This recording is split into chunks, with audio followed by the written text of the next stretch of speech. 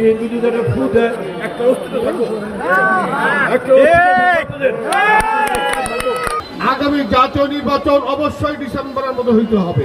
আপনার সম্পত্তি না, হ্যাঁ হ্যাঁ ক্ষমতা থাকবো। হ্যাঁ, হাসিনা চেষ্টা করছে না, আসছে ভোট ছাড়া আমরা ভোট দিতে পারি না। তো আজকে 3.5 কোটি ভোটাররা ভোট দেওয়ার জন্য অধীর আগ্রহে বসে আছে, তারা ভোট দিতে পারে না। আর আপনারা এতই সব শেখ হাসিনাদের আওয়ামী লীগ তো সংগঠন ছিল, আপনাদের কি আছে? আরে আপনাদের কি আছে? আপনাদের কি অবস্থা? আপনারা নিবন্ধনে নাই, আপনারা বিএনপির সাথে। আরে বিএনপি যদি একটা ভূ দেয় একটা অস্তিত্ব থাকবে, কোথায় যাবেন? অস্তিত্ব থাকবে না। আপনারা সেনাবাহিনীর সম্পর্কে কথা বলেন। সেনাবাহিনী হলো বাংলাদেশের একটি স্বাধীনতার সার্বভৌমত্বের প্রতীক। সেনাবাহিনী নিয়ে কেউ কথা বললেন না। সেনাবাহিনী আমাদের একটা মডেল, এই সম্পদ, দেশের সম্পদ, দেশকে রক্ষা করে। সেই সেনাবাহিনী নিয়ে আপনারা কথা বলেন, মিষ্টি বলা মান্না কথা বলেন, এটা কোনো সঠিক হচ্ছে না।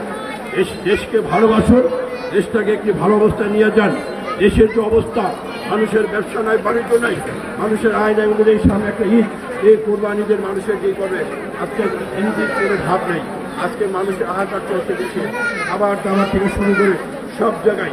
আমরা যে আন্দোলন করেছি দীর্ঘ 17 বছর, বাড়িতে থাকতে পারি নাই, ঘরে থাকতে পারি নাই, আমরা রাজপথে মিছিল মিটিং করেছি, আমরা জেলখানে আমাদের সময় কাটানো হয়েছে।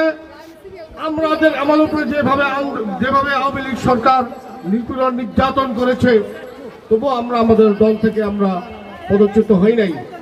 সংগ্রামী সাথী বন্ধুগণ, দীর্ঘ 17 বছর আন্দোলনের বিনিময়ে এবং 24-এ বৈষম্য বিরোধী ছাত্র আন্দোলন সহ সকল রাজনৈতিক দল যে আন্দোলনে অংশগ্রহণ করে ফ্যাসিস্ট হাসিনাকে বিদায় করেছে, সেই আন্দোলনের ফসল হিসেবে আজকের এই অন্তর্বর্তীকালীন সরকার। কিন্তু আমরা এই অন্তর্বর্তীকালীন সরকারে আমরা সেই ফ্যাসিবাদের গন্ধ পাচ্ছি। সংগ্রামী সাথী বন্ধুগণ, আমাদের নেতা তারেক রহমান, আমাদের বিএনপির চেয়ারপারসন তারেক রহমান, উনি আগামী ডিসেম্বরের মধ্যে জাতীয় নির্বাচন অনুষ্ঠানের দাবি জানিয়েছেন। আমরা আগামী ডিসেম্বরের মধ্যে জাতীয় নির্বাচনের দাবি জানাচ্ছি। প্রিয় সাথীগণ,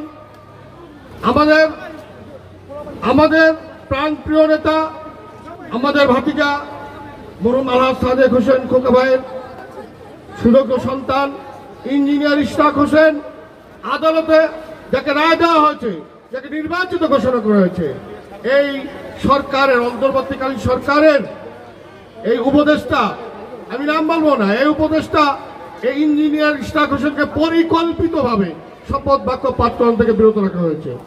আমরা অবিলম্বে তার শপথ গ্রহণ অনুষ্ঠানের আয়োজন করার জন্য আহ্বান জানাচ্ছি। সংগ্রামী সাথী বন্ধুগণ, আমাদের একটাই দাবি, আগামী জাতীয় নির্বাচন অবশ্যই ডিসেম্বরের মধ্যে হইতে হবে।